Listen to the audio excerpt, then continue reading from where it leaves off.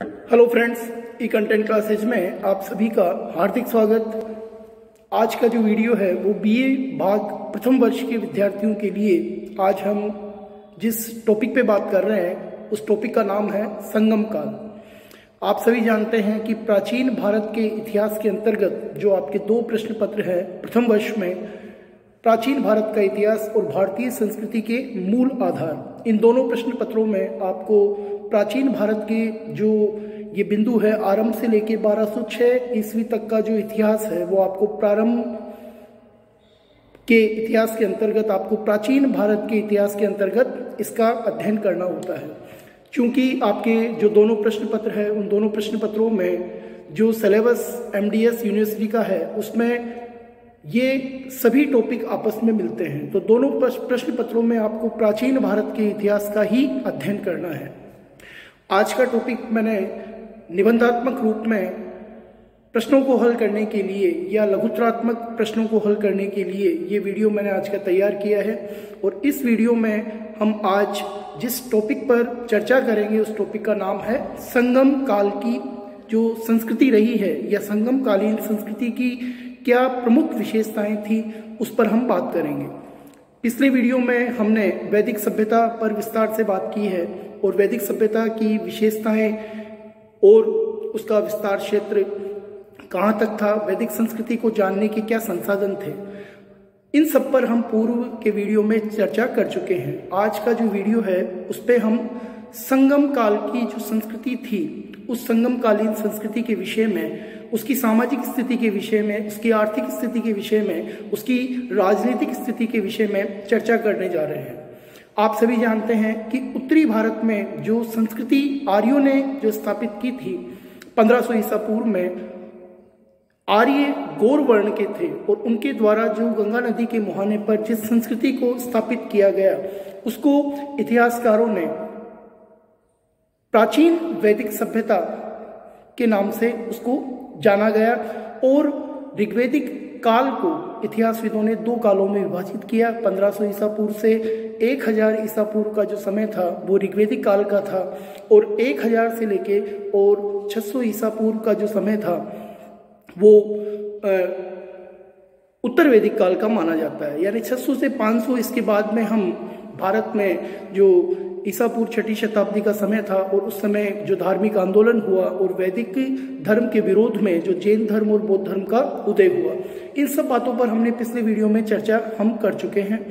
आज हम जो दक्षिण भारत की जो संस्कृति थी जिसको तमिल संस्कृति कहा जाता है या द्रविड़ संस्कृति जिसको कहा जाता है, और इस संस्कृति को जिन संस्थापकों ने स्थापित किया वो काले वर्ण के थे, अर्थात श्याम वर्ण के लोगों द्वारा जो दक्षिण भारत में जिस संस्कृति को स्थापित किया गया उसको द्रविड़ संस्कृति कहा गया है, ये आप सभी जानते हैं।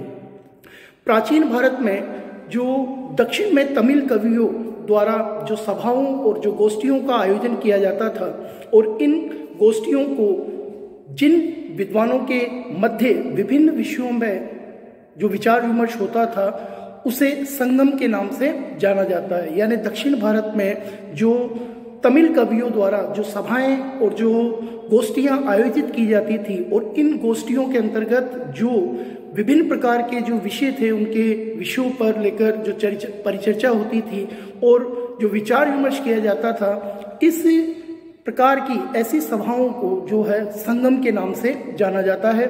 और 100 ईस्वी से लेकर और 250 ईस्वी तक जो है वो 3 सभाओं का या 3 संगमों का जो आयोजन किया गया।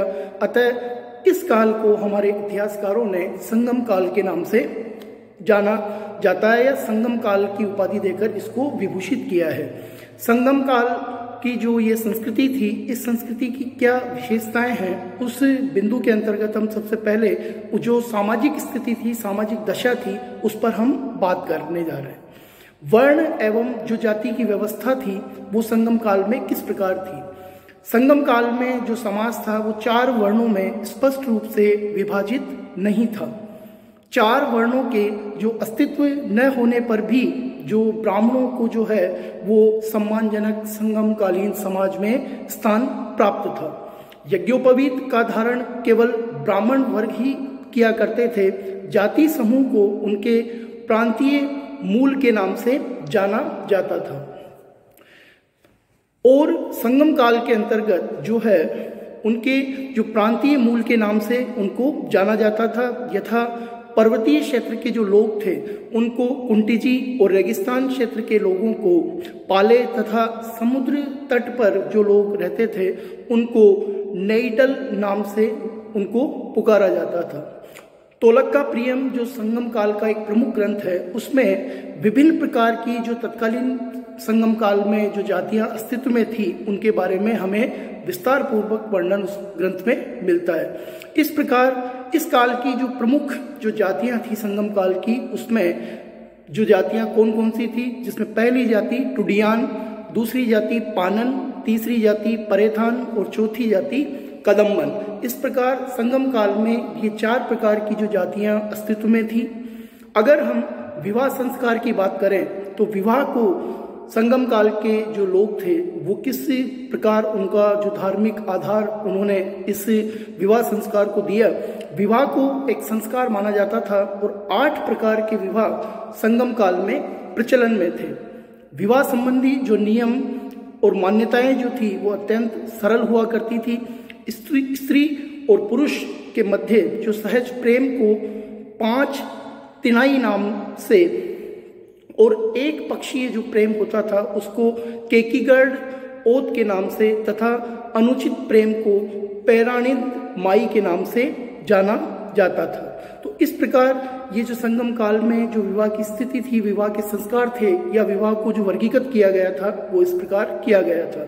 अगर हम संगम काल के लोगों के निवास स्थान के बारे में बात करें तो उसमें सबसे पहले जो उच्च एवं जो संपन्न वर्ग के लोग थे वो पक्की ईंटों से और चूने से निर्मित जो भवन थे उन भवनों में उनका निवास माना गया था।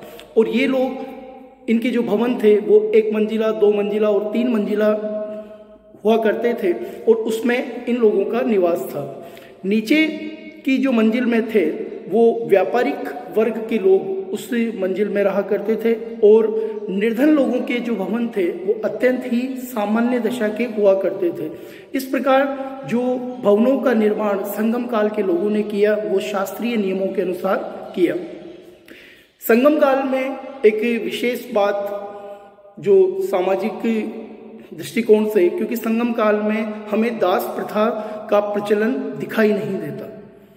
इसी प्रकार शिक्षा की व्यवस्था के अंतर्गत जो समाज में जो सभी प्रकार के जो वर्ग थे उन वर्गों में शिक्षा का समुचित प्रबंध उनके द्वारा किया गया था। छात्र साहित्य, विज्ञान, ज्योतिष, गणित एवं व्याकरण की जो शिक्षा है वो शिक्षा दी जाती थी। छात्रों को पिल्ले अथवा भाव्यन तथा शिक्षकों को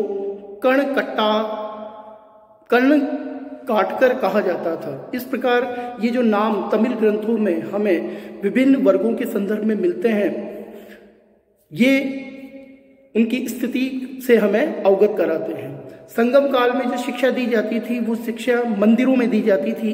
गुरु सेवा तथा गुरु दक्षिणा दोनों ही जो छात्र का एक प्रमुख कर्तव्य माना जाता था। अगर संगम काल में ये जो शिक्षा की व्यवस्था थी, जहां हम उत्तर भारत में देखते हैं उत्तर वैदिक काल में या ऋग्वेदिक काल में जो शिक्षा का स्वरूप था वो श्रुति परंपराओं पर था।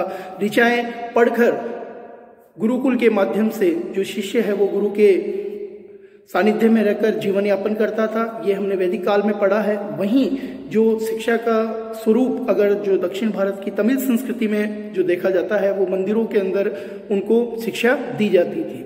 अगर हम मनोरंजन के साधनों की बात करें कि संगम काल में किस प्रकार के आमोद प्रमोद के जो संसाधन थे वो किस प्रकार के थे, कविता, नाटक, नृत्य तथा संगीत जो था वो मनोरंजन का एक मुख्य साधन था। याल नामक एक प्रसिद्ध जो संगीत का जो वाद्य यंत्र हुआ करता था जो तार युक्त था और इसके अतिरिक्त मूर्तिकला तथा चित्रकला का भी संगम काल में काफी विकास हो चुका था। शिकार खेलना, कुश्ती लड़ना, गोली खेलना, धूत कीड़ा इत्यादि जो थे वो मनोरंजन के प्रमुख साधन हुआ करते थे। इस प्रकार संगम काल के जो लोग थे उन्होंने आमोद प्रमोद से परिपूर्ण उनका जीवन हुआ करता था। संगम काल में अगर हम मृतक संस्कारों की बात करें या मृतक विधान जो संगम काल में थे वो किस प्रकार के थे। मृतक के जो शव को है वो जलाया जाता था तथा कलश के साथ अथवा बिना कलश के भी उसे शव को दफना दिया जाता था। विधवा घास के बिछावन पर अर्थात घास के बिस्तर पर विधवा अपने मृतक पति को चावल का पिंडदान दिया करती थी। इस प्रकार के जो मृतक से जो संबंधित संस्कार थे वो हमें संगम काल में देखने को मिलते हैं। तो इस प्रकार जो सामाजिक व्यवस्था जो संगम काल में थी, जिसमें खासकर उनके वर्गों को किस प्रकार वर्गीकृत किया गया, धर्म का आधार क्या था, शिक्षा का स्वरूप क्या था, समाज में नारी के बचाव के लिए उन्होंने जो है दास प्रथा का जैसी बुराई उनके समाज में प्रचलन में नहीं थी। तो इस प्रकार ये जो संगमकालीन सामाजिक स्थिति है उस पर हमने आज की वीडियो में संक्षिप्त चर्चा की है। अगर हम संगम काल के जैसे जो उनकी राजनीतिक स्थिति क्या थी या किस प्रकार उन्होंने अपने राजनीतिक जीवन को जिया, उस पर हम अगले वीडियो के अंतर्गत चर्चा करेंगे। धन्यवाद।